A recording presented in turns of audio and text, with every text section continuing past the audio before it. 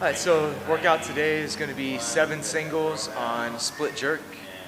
So warm-ups, generally what I do is something to raise my heart rate, get the blood flowing. Today that's going to be jump rope or double unders. It's a weakness of mine, so attacking that right from the get-go.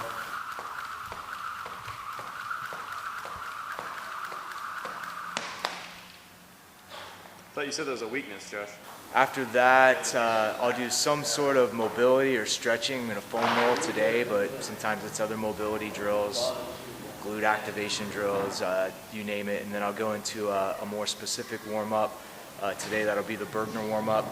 It's my Olympic lifting. I do the Bergner warm-up almost every day, no matter what I do. And then after the Bergner warm-up, I'll warm up specifically for the split jerk with the bar, lighter weights, and then I'll move into my 7 singles. Yeah, my name is Jason Salyer. We are in the middle of an Olympic lifting seminar for CrossFit here at CrossFit Riverside.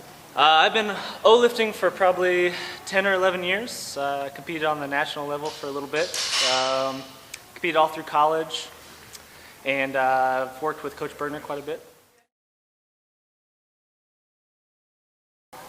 The split jerk, a lot of CrossFitters, because really emphasize the push jerk, like at the level 1 certs, they don't know the footwork. So they have trouble pushing under the bar and getting their feet where it needs to be, the proper length and width. So it's not just about going forwards and backwards. You also want to create width, because that same stable base you have for a squat is how wide you want your feet on a jerk. Because if I go out straight, I'm on a tight wire and I'm wobbly. I want to create width to widen that foundation and give me more stability. But the main thing I'll see is people will shortchange that, and they'll end up with a real short stride.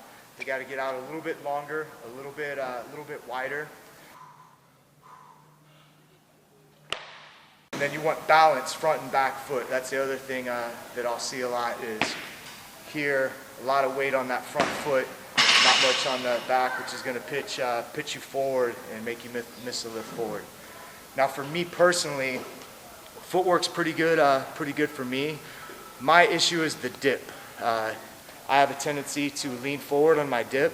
If I can dip straight up and down, I'm going to make the lift, but I don't dip straight up and down very often. So I'll be really focused on that dip and drive being straight up and down for me. And as I lift, I tend to keep my elbows a little bit higher than I should, because that's a good cue for me to stay straight up. If my elbows drop, my chest will drop.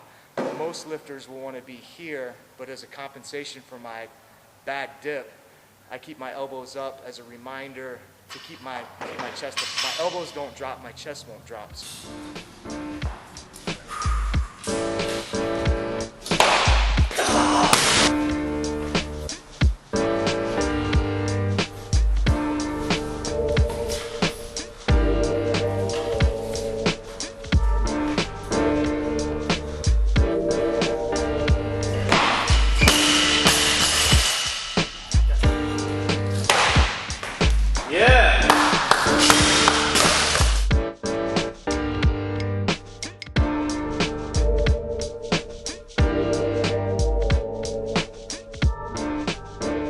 Alright, so we're jerking out of the rack, which means we either have to lower it back down or drop the weight. Ideally, you'd like jerk boxes, where here you'd have one on this side. It's high enough so I can just do a slight dip, take it off the rack, do my jerk, and just drop it right down on the jerk. So it's low enough that you can get the dip and drive in, but high enough that you don't have to do a full squat to stand it up. So we would be utilizing these today, but a couple things. One is you can't get a good side view for the camera, and 2, these are Chris Spieler sized jerk boxes. Not quite high enough for your normal heighted individual.